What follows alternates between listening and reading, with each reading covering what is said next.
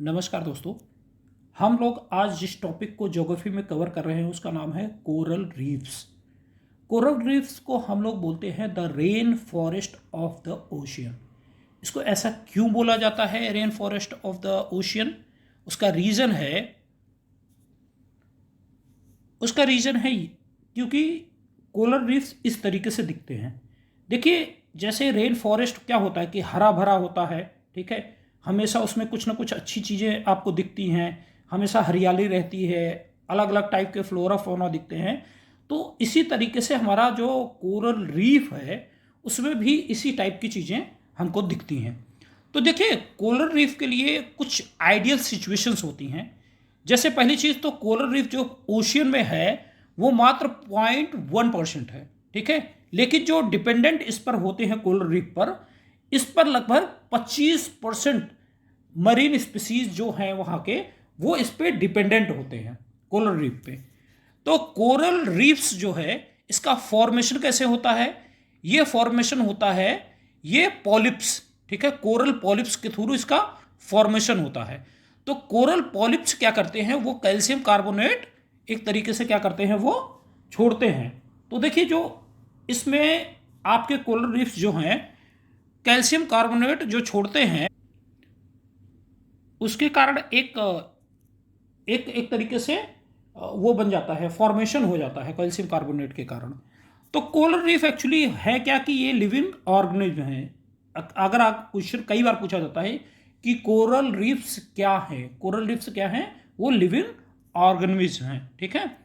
Coral reef में जब भी टेम्परेचर, इसके लिए देखिए कुछ चीज़ें हैं जो इंपॉर्टेंट हैं कि इनके लिए टेम्परेचर कितना आइडियल टेम्परेचर होना चाहिए। देखिए, इनके लिए जो आइडियल टेम्परेचर होता है वो 23 से लेके कितना होना चाहिए, 23 डिग्री सेल्सियस से लेके 29 डिग्री सेल्सियस तक होना चाहिए। अगर इससे ज़्यादा टेम्परेचर हुआ तो क्या इफेक्ट पड़ेगा? कोरल्स जो है आपके वो मरने लगेंगे, ठीक है। होगा क्या उसमें कि इसमें जो ये होता है, ये डायरेक्टली रिलेटेड तो नहीं होता है जोजान फेली, ठीक है। जोजान फेली जो है वो डायरेक्टली रिलेटेड इससे नहीं होता है। जोजान फेली क्या करता है कि एक तरीके से जो आपका कोरल है, कोरल को ये खाना प्रोवाइड करता है। कोरल क्या होता है, अटैच इससे होता है। तो सूरज की जब रोशनी पड़ती है तो जोजान फेली जो है, जिसको एल्गी बोलते हैं, क्या बोलते हैं, एल्गी। एल्गी क्या करता है कि सूरज की रोशनी से फोटोसिंथेसिस से खाना बनाता है, जो कि कोरल को प्रोवाइड होता है। किसको प्रोवाइड होता है? कोरल को प्रोवाइड होता है। तो ये मान लीजिए सन की लाइट आई, ठीक है। यहां पर आपका जोजान फेली, ठीक है। जोजान फेली आप इसको लिखिए या एल्गी लिख लीजिए, ज़्यादा ईजी पड़ेगा। लेकिन क्वेश्चन जब पूछा जाता है तो जोजान फेली आपको टर्म याद होना चाहिए, ठीक है। तो इसको क्या करता है, यहां से ये खाना बनाता है और ये खाना आपको कोरल को प्रोवाइड करवा देता है। कोरल इसको उसके लिए जो आदर्श सिस्टम है उसका निर्माण करता है। तो दोनों एक दूसरे पे इसीलिए थोड़ा डिपेंडेंट हो जाते हैं। अतः जब टेम्परेचर राइज होता है, मैंने क्या आइडियल टेम्परेचर आपको बता रखा है, इसके लिए आइडियल टेम्परेचर जो बता रखा है वो 23 डिग्री से लेके 29 डिग्री सेल्सियस तक इसका आइडियल टेम्परेचर है। इससे ज़्यादा जब टेम्परेचर राइज होगा क्या होगा, तब कोरल्स आपका धीरे धीरे ये जोजान फेली जो है ये इससे अलग हो जाएगा, एल्गी इससे अलग हो जाएगा। जब अलग हो जाएगा तो उसको खाना नहीं मिलेगा। अच्छा, जब खाना नहीं मिलेगा तो वो धीरे धीरे कोरल हमारा क्या होगा, डाई होने लगेगा। और डाई जब होने लगेगा तो इसको क्या बोलते हैं, कोरल ब्लीचिंग। क्या बोलते हैं? Coral bleaching. जो कोरल ब्लीचिंग जब होती है तो उसमें क्या होता है, कोरल वाइट दिखने लगता है। कैसा दिखने लगता है? वाइट, ठीक है। वाइट कलर का आपका दिखने लगेगा। तो ये चीज हो गई। टेम्परेचर जब राइज होगा तो क्या होगा, जोजान फेली धीरे धीरे अपनी बॉडी को छोड़ देगा। फिर ये जो क्लोरल ब्लीचिंग वाली फेनोमेना है वो स्टार्ट हो जाएगी। अब देखिए, कुछ चीजें जान लेते हैं कि इसके लिए डेप्थ कितना चाहिए, आदर्श डेप्थ कितना चाहिए। हम टेम्परेचर की तो बात कर चुके हैं। टेम्परेचर 23 से लेके कितना चाहिए, 29 डिग्री। देखिए कोरल के लिए जो आदर्श डेप्थ चाहिए, मतलब पानी के अंदर कितने अंदर तक सरवाइव कर सकता है, पहली चीज वाटर होना चाहिए क्लियर। क्या होना चाहिए? क्लियर, जिससे सूरज की रोशनी पहुंच सके। और जो डेप्थ है वो लगभग कितना होना चाहिए? 70 मीटर। ये आदर्श माना जाता है।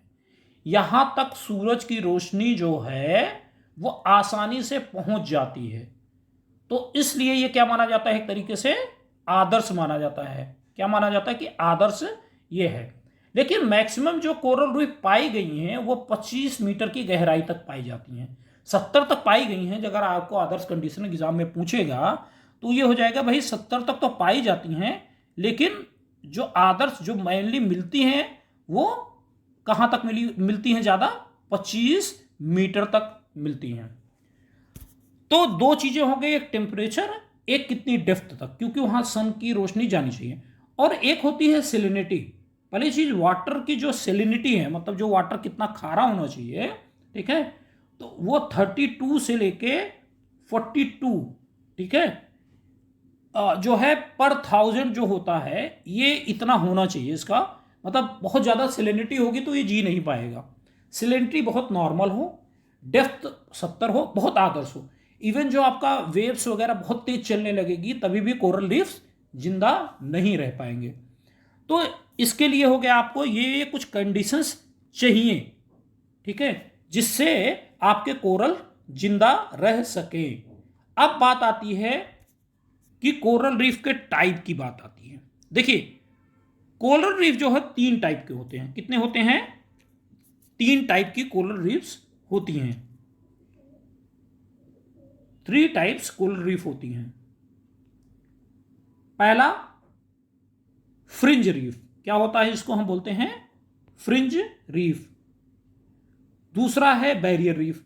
तो फ्रिंज रीफ जो है ये कहाँ मिलता है? कोस्टल लाइन जो है, जहां जहां कोस्टल लाइन होंगे वहां पे क्या मिलेगा? फ्रिंज रीफ मिलेगा, ठीक है। ये फ्रिंज रीफ कहाँ मिलेगा? कोस्टल लाइन पे। दूसरा है आपका बैरियर रीफ। बैरियर रीफ कहाँ पे मिलेगा आपका? ये शोर और लैगून के बीच में मिलता है, ठीक है। और तीसरा है आपका मिलेगा जो है अटोल्स। अटोल्स जो होता है घोड़े की शेप, नाल की शेप का ये होता है। तो ये आपका टोटल 3 टाइप के होते हैं। तो लगभग हर चीज इसमें आपको क्लियर हो गई है। ग्रेट बैरियर रीफ सबसे बड़ा रीफ है, ये 2300 किलोमीटर तक का है और ये ऑस्ट्रेलिया के पास है। तो चलिए अब इससे रिलेटेड कुछ क्वेश्चंस कर लेते हैं जिससे आपका टॉपिक में सब चीज कवर हो जाए। पहला क्वेश्चन है कि generally where are coral reefs found? कहां पर मिलते हैं? देखिए कोरल रीफ्स जो मिलते हैं वो आपको मिलते हैं ट्रॉपिक ऑफ कैंसर और ट्रॉपिक ऑफ कैप्रिकॉर्न के बीच में। मान लीजिए ये पृथ्वी है आपकी और यहां पर आपका क्या है? इक्वेटर है।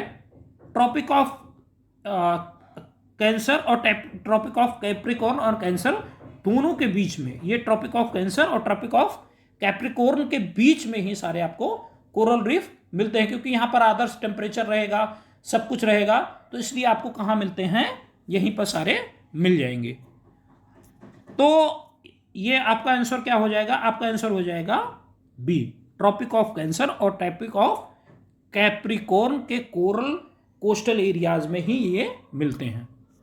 अगला क्वेश्चन है great barrier reef. Great barrier reef कहां पे है? देखिए ग्रेट बैरियर रीफ जो है आपका वो है आपका ऑस्ट्रेलिया में। कहां पे है? Coral reef near Australia. सबसे बड़ा है, आपको हम बता चुके हैं 2300 इतना इसका एरिया है, इतना किलोमीटर का एरिया है इसका, ठीक है। इतने किलोमीटर का एरिया आपका ये कवर करता है। और ये है कहाँ पे? तो ये है ग्रेट बैरियर रीफ, वर्ल्ड का सबसे बड़ा कोरल रीफ है। ये पैसिफिक ओशियन में है। कहाँ पे है? पैसिफिक ओशियन में, ठीक है। और ये एक तरीके से आपको जान रहे हैं कि जो एरिया है क्वींसलैंड उसी के पास ये मिलेगा आपको। अगला क्वेश्चन है the great barrier reef located? कहाँ लोकेटेड है? अभी हम आपको बताए हैं कि कहाँ लोकेटेड है, पैसिफिक ओशियन में। उसके अलावा the great barrier reef of coral situated near? किस कोस्ट के नियर ये सिचुएटेड है, तो क्वींसलैंड कोस्ट के नियर ये सिचुएटेड है। तो largest coral reef in the world found near coast of which of the following countries, तो किसके नी है, ऑस्ट्रेलिया के, उसका नाम क्या है, ग्रेट बैरियर रीफ। क्या नाम है, great barrier reef, great barrier reef इसका नाम है। और ये कहाँ मिलता है, ऑस्ट्रेलिया में। इसकी जो लंबाई है 2300 किलोमीटर लंबी है और क्वींसलैंड एरिया में है। तो ये आपका आंसर हो गया। ये इससे इतने ही क्वेश्चन बनते हैं, इससे ज़्यादा क्वेश्चन नहीं बनते। जो टॉपिक मैंने पढ़ाया है आप उसको ध्यान दीजिएगा, और ये जो कुछ क्वेश्चंस करा दिए इससे बाहर क्वेश्चन कभी नहीं बनता, चाहे यूपीएससी का हो चाहे यूपीपीसीएस का हो, कहीं से क्वेश्चन नहीं बनेगा। सारे क्वेश्चन आपको कवर हो गए बस इसी वीडियो में। धन्यवाद।